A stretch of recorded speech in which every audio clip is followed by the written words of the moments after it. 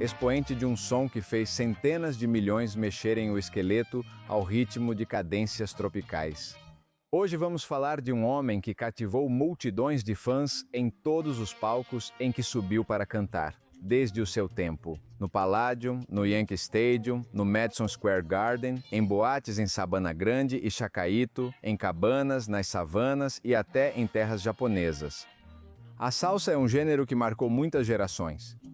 Com timbales, bongos, guiros, maracas e congas acompanhados de piano, contrabaixo, trompetes, flauta e violino, ela surgiu e foi consumida por setores populares de Porto Rico, República Dominicana, Venezuela e Panamá, e as ruas difíceis do Bronx Latino em Nova York. Assim como também animou as festas da alta sociedade de empresários, designers, cineastas, políticos, narcotraficantes e até do cidadão comum. Héctor Lavoe é um dos maiores expoentes da salsa, gênero caribenho que irrompeu com força em palcos além da geografia onde foi criado. A vida desse poncenho foi típica de sua época, marcada pelos excessos dos anos 70 e 80, numa Nova York cujo combustível era a cocaína de Pablo Escobar, que, aliás, era um dos seus grandes fãs. Hoje, em La Nueva Enciclopedia, vamos cobrir a vida desse peculiar cantor porto-riquenho, que até hoje continua sendo o emblema de um ritmo, de um gênero e de uma cultura. Esta é a história de Héctor Juan Pérez Martínez, mais conhecido como Héctor Lavoe, uma vida de ascensão, fama e queda efêmera. Quem fala é Reinaldo Carrillo Vilches, e para quem perguntou como apoiar a nova enciclopédia, trago a notícia de que criamos um Patreon, com documentários exclusivos sobre os temas mais polêmicos, com seminários ao vivo ministrados por nós e com vários outros benefícios. Seu apoio é fundamental para manter este projeto vivo. Abaixo vocês podem encontrar o link. Se não tiverem cartão internacional para o Patreon, oferecemos várias formas de pagamento. Assim, vocês também entram na comunidade. Estaremos esperando vocês lá. E sem mais delongas, vamos começar o vídeo de hoje. A rua é uma selva de cimento. Nascido em Ponce, Porto Rico, em 30 de setembro de 1946, o cantor e compositor do gênero caribenho era filho de Francisca Martínez e Luiz Pérez. Héctor. Ele cresceu na humilde comunidade de Machuelo Abajo, inspirado pela vida de músico de seu pai, de sua mãe e de seus avós. Ele cresce em um ambiente onde o incentivam a aprender a cantar e a conhecer o mundo das colcheias, estrofes e compassos, que o acompanhariam ao longo de sua vida atribulada. Durante seu crescimento, viu seu pai, com seu mau gênio, se envolver em brigas de rua, e conheceu um lado da música do qual não se costuma falar, o do talento que sofre para pagar as contas. Ao longo de sua infância, foi influenciado pela música de cantores como Jesus Sanches Gerazo e Daniel Santos, artistas com os quais mais tarde gravaria. Depois de alcançar a fama, Héctor aprendeu a tocar saxofone na escola pública, compartilhando carteiras com Papo Luca, notório jazzista e instrumentista da Orquestra Fania, e com José Febles, um dos melhores arranjadores da salsa. Por causa do seu tom de voz, ele aprende a cantar boleros, com os quais aprende a conquistar garotas com uma dicção impecável. E é que, com o pico de hormônios típico da adolescência e a impulsividade que isso traz, Héctor decide abandonar os estudos. Começa a cantar para garotas em tempo integral contra a vontade do pai, abandonando os estudos. Dicção na adolescência é difícil devido ao pico hormonal, tornando complicado cantar com dicção perfeita nesse período. Ao chegar à Grande Maçã, Héctor fica decepcionado com o que vê em uma Nova York bastante hostil. Ele se estabelece no Harlem espanhol e mora com sua irmã Priscila, com seus amigos de Porto Rico, e tudo o que isso implica. Ao sair da adolescência, Héctor passa a aproveitar a juventude e se interessar por garotas, frequentando discotecas no Bronx, Harlem espanhol e Baixo Manhattan.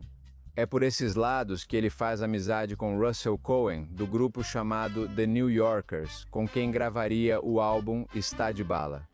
Ele começa a cantar em vários bares da cidade, participa de várias orquestras como a Caco All Stars, a New York e, finalmente, a Fania de Johnny Pacheco. É a partir daí que ele adota o nome que o torna famoso, Héctor Lavoe, um nome com pronúncia francesa que ele escolhe. inspirado no apelido do cantor Felipe Rodrigues, que era chamado de La Voz. Entre estúdios de gravação e apresentações, Héctor ganha a vida como pintor, carregador de malas, lavador de pratos, mensageiro e zelador. Seu momento de ascensão ainda estava por vir.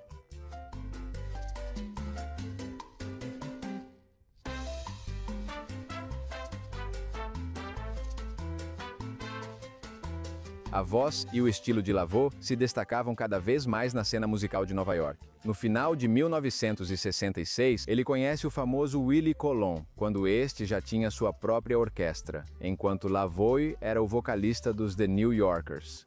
Naquela época, a relação deles era comercial.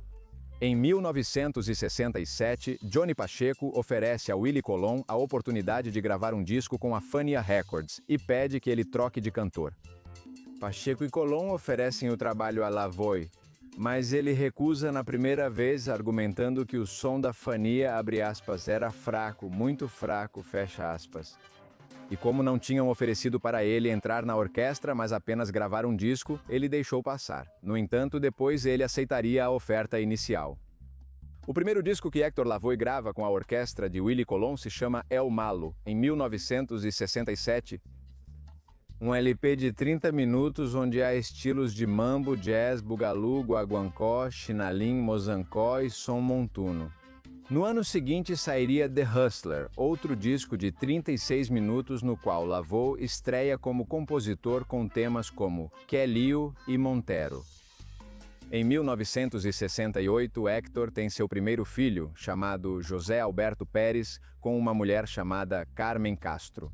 Em 1969 sai o disco Guisando, um álbum em que Héctor estreia na capa, tanto na frente quanto nos créditos. Com músicas como Guisando, El Titã e Oiga Senhor, onde eles experimentam com sons pós-bugalú e uma salsa mais definida. Depois, no início da década, em 1970 sai Cosa Nuestra, álbum que consagra essa dupla de salseiros como a nata dos latinos nova-iorquinos. Esse disco alcança sucesso nacional e internacional, torna-se disco de ouro e é considerado um dos melhores discos da história da salsa, porque quase todas as suas músicas foram um sucesso. Cheche, Colé, Juana Penha e Ausência são apenas 3 dos grandes singles desse disco.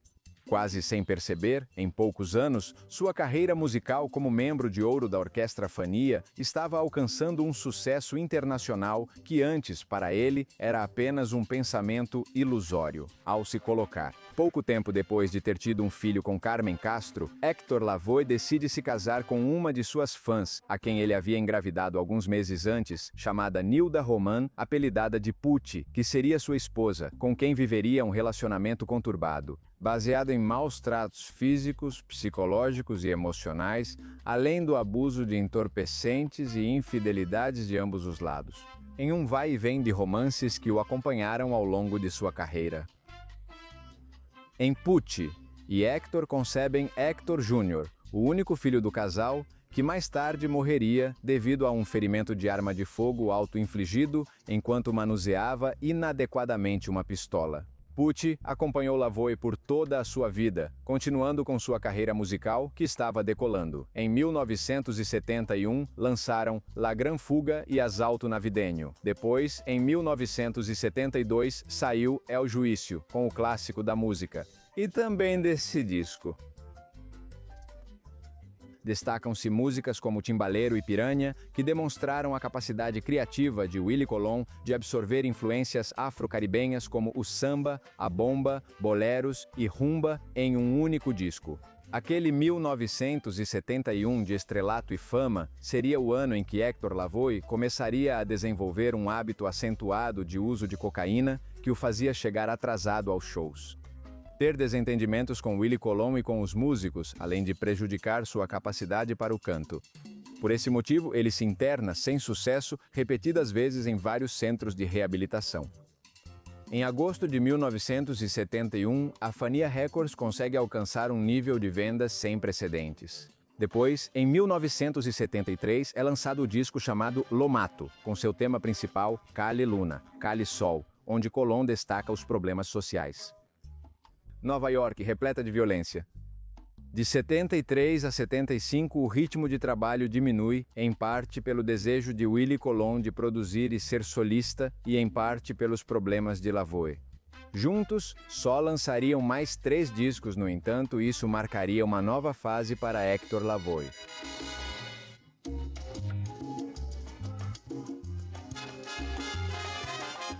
Em 1973, conforme a Fania Records expandia comercialmente, a distância entre seus 2 astros da salsa foi um duro golpe. Willie Colon decide dissolver sua orquestra. Por sua vez, o cantor mais sólido e vendedor da Fania, o de maior sucesso e popularidade entre todos os seus artistas e o maior representante desse novo som, agora estava sem músicos? E com essa pausa, os donos da Fania Records decidiram colocar Hector Lavoe no centro do palco como solista. Em 1974, o disco chamado La Voz, com a antiga orquestra rítmica de Willie Colon, que era sua orquestra. Isso sim, tinha leves e notáveis mudanças. 2 trombones, 2 trompetes. Desse disco, o primeiro hit single é Todo Poderoso, com o que seria o novo som da salsa nova-iorquina. Esse single tinha um som inovador por causa da voz de Hector, em um arranjo de Willie Colon na sala de controle. E as alusões religiosas da letra, que sem mencionar a santeria cubana, apontam elementos da religião cristã sincretizada. E é que a religião também. Seria o segundo tema que faria sucesso na voz de Hector Lavoe com a música Rompe, Saragüey. Música com a qual Hector aproveita ao máximo o talento musical de sua orquestra e suas habilidades como cantor. Seu disco de estreia o consagra como salseiro solo, o catapulta para outro nível da estratosfera e o coloca no mesmo patamar de salseiros do calibre de Ismael. Uma música faz Hector Lavoe voar entre as nuvens e a Fania Records faturar enormes quantias de dinheiro. Suas músicas penetraram como poucas naquela geração caribenha nos anos 70. Em 5 anos, de 1973 a 1978, Lavoe grava apenas 3 discos, mas são discos com muito sucesso. Tanto que ele superou Ismael Miranda em vendas, que lançou 6 discos nesse mesmo período, mas não chegou nem perto em vendas. Ao Ponceño, cujas músicas simplesmente não paravam de tocar em todo lugar do mundo, nas discotecas, no rádio, na praia, em qualquer lugar. Seu segundo álbum solo, De Ti Depende. Depende? Repete a parceria com Willie Colon desde a sala de máquinas. Desta vez em um estúdio melhorado pelo faturamento e com melhor produção e melhor gravação. Neste disco se destaca o famoso tema Periódico de Ontem, sucesso até hoje e música que ele nunca deixou de cantar em sua fase como solista. No entanto, naquela época, as apresentações ao vivo de Lavoe não tiveram os resultados esperados. Não apenas pelos problemas com drogas que o impediam de cumprir datas e horários, mas também porque os inúmeros bailes, que geralmente eram músicas que ultrapassavam 6 minutos, tinham um caráter extenuante. Para ele, 1977 também era um ano em que Hector Lavoe era o principal nome da salsa em nível mundial. Embora no cenário houvesse artistas como Oscar de León, Rubén Blades e Ismael Rivera, falar de salsa era falar de Hector Lavoe. Por um lado, Oscar de León era muito venezuelano, por outro, Ismael Rivera e Rubén Blades não vendiam o suficiente e Willie Colon simplesmente já não aparecia no radar. Por outro lado, ser o número 1 da salsa naquele momento causou certo desgaste e a superexposição do artista. De modo que, em 1977, desastre, Lavoe sofreu um grande desastre, um ataque de depressão que o afastou dos palcos e o obrigou a interromper uma turnê, se submetendo a um tratamento por sua dependência de drogas. Jessie, inspiradora, felizmente conseguiu superar essa situação, pelo menos momentaneamente. Depois disso, voltou a se apresentar na Colômbia, no Panamá, também nos Estados Unidos, no México e em outros países. No entanto, nesse mesmo ano, o trio Fama, Pó Branco e Rum, os maus e eternos conselheiros do salseiro Ponceño, voltaram a lhe passar uma rasteira. Ele teve que adiar a gravação do seu disco e se submeter a tratamentos de reabilitação alternativos. Nas mãos de curandeiros cubanos e de charlatães dominicanos que lhe tiraram enormes quantias de dinheiro sem bons resultados. Lavoie, cansado e decepcionado, se interna com alguns psiquiatras em Madrid e sente o assédio da imprensa sensacionalista em sua passagem por essas terras ibéricas. Apesar de tudo, Héctor Lavoie continua seguindo sua paixão pela música. Em 1978, ele grava o disco Comédia, fantasiado de Charlie Chaplin, com o sucesso que o consagraria historicamente, que continua tocando até hoje. Uma composição de Rubem Blades a pedido de Willie Colón, chamada Héctor, o cantor, um tema sobre sua vida e trajetória que se tornou seu tema emblemático. O cantor... Sua trajetória... Dessa forma, chega nos anos 80. Eram tempos de altos e baixos. Embora não bata recordes de bilheteria onde se apresenta, faz várias apresentações por todo o mundo. Lotou com a Fanny o Madison Square Garden, depois viajou com Wilfrido Vargas para Cuba e se apresentou no Teatro Carlos Marx. Grava músicas e discos em homenagem a artistas como Benny Morey e Felipe Pirela. Ao longo dos anos 80, Lavoie não para de consumir drogas, intensifica seu hábito de usar cocaína para ídolo. É com esse estilo de vida de agulhas e de descontrole que ele desenvolve a síndrome da imunodeficiência adquirida em algum momento da década. É em 1988 que ele descobre que sofre dessa temida doença em estágio avançado. Por outro lado, em 1988, a salsa já era coisa do passado, estava em declínio e desenganada, diante da impossibilidade de recuperar aqueles anos de glória. Mesmo assim, ele se entrega ao único que sabe fazer, cantar. Em junho de 1988, Héctor faria um show que marcaria o reinício de sua carreira em Porto Rico. Aqui, ele dividiria o palco com Rei Barreto, com Luiz Perico Ortiz, com o Tumbal de Johnny Pacheco e compete com o Conde Rodrigues Espectáculo. Os promotores perceberam que haviam sido vendidos menos de 300 ingressos no 21º. Isso porque sua presença e representação coincidiam com outras festividades que eram oferecidas gratuitamente. Apesar de tudo, Héctor se ofereceu para cantar para aquele pequeno público gratuitamente. Mas houve conflitos entre os representantes, por isso, no final, o promotor Ralph Mercado decidiu encerrar o show. Mas, diante disso, Héctor ordenou à orquestra que continuasse tocando, pois ele não queria decepcionar as pessoas que tinham pagado para vê-lo. Isso fez com que os promotores do evento desligassem as luzes e o som do palco, impedindo que a apresentação acontecesse. Toda essa situação piorou muito o ânimo de Héctor. E um dia depois de ter voltado do show fracassado para o hotel onde estava, e após uma discussão com sua esposa, Héctor tentou se suicidar. Pulando do 9º andar, ele sofreu muitos danos em todo o corpo, quebrou as 2 pernas, o braço direito e algumas costelas, o que obrigou os médicos que o atenderam a implantar placas de titânio em suas fraturas. Todo o abuso ao qual a voz estava sendo submetida provocou o aceleramento da deterioração do seu corpo, já que, nessa época, ele não só sofria de AIDS, mas também tinha diabetes. Depois disso, houve um último evento que o marcaria profundamente, assim como a geração de músicos que o acompanhavam.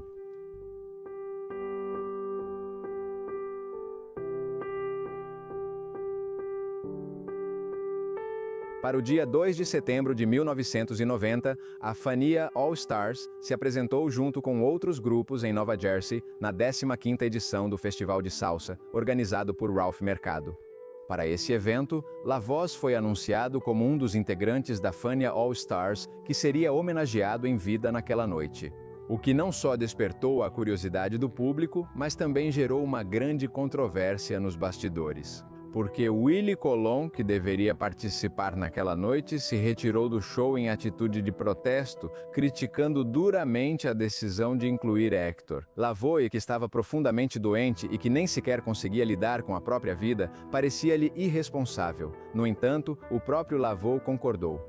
Talvez por desejar reviver aqueles dias de glória, isso o motivou. Héctor chegou ao ginásio ao lado de sua esposa, Pucci, e alguns familiares. A primeira coisa que ele quis fazer foi se vestir igual aos seus companheiros cantores antes, em Puxi. Saiu para pedir ajuda do camarim, já que Héctor, que estava bastante magro e abatido, não conseguia se vestir sozinho. Já estando vestido, e depois de Cheo Feliciano, Ismael Miranda e Célia Cruz terem cantado, deram passagem para quem todos esperavam, Héctor Lavoe, que foi recebido com abraços pelos seus companheiros e com uma estrondosa ovação do público que não o via há anos. Seus companheiros acharam que ele estava em condições de cantar, e foi aí que o salseiro Johnny Pacheco lançou os acordes do clássico Mi Gente. Entregaram o microfone para Héctor Lavoe e durante 5 minutos ele tentou cantar sem nenhum sucesso. Ele balbuciava coisas que não se entendiam, por isso o engenheiro de som abaixou ao mínimo o volume do microfone.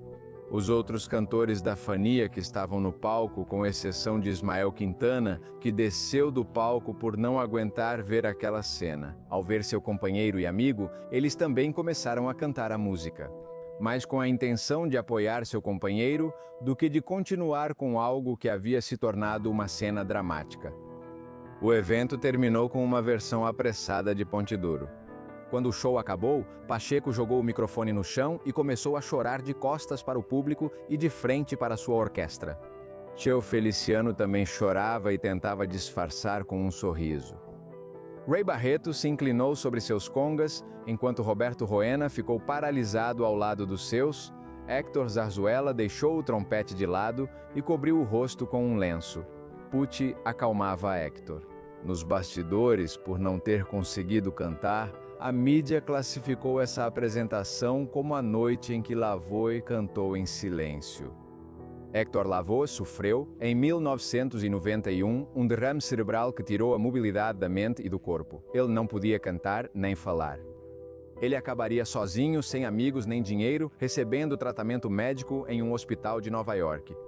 2 anos depois, Héctor Lavoe morreu em 29 de junho de 1993 devido a complicações cardiovasculares secundárias à sua longa infecção pela síndrome da imunodeficiência adquirida. Ele foi sepultado no cemitério St. Raymond, no Bronx, e depois, em 2002, seus restos foram transferidos para sua cidade natal, Ponce, em Porto Rico. O legado de Héctor Lavoe é sua música. Uma vida curta de 46 anos de excessos e fama que se apagou em um momento em que a salsa já era outra coisa, dando lugar a ritmos caribenhos de outras dimensões, que sempre vão reconhecer em Lavoe e em seu entorno os símbolos eternos de uma época em que a música caribenha e seus gêneros eram pela primeira vez uma referência mundial. Muito obrigado a todos por terem assistido a este vídeo. Lembro que vocês nos dão um grande apoio, deixando seus comentários, dando like, se inscrevendo no canal, compartilhando o vídeo com todos os seus conhecidos e ativando o sininho para receber as notificações. Quem falou foi Reinaldo José Carrillo Vilches, ou seja, a nova enciclopédia. Agradecemos sempre o apoio e muitas bênçãos a todos.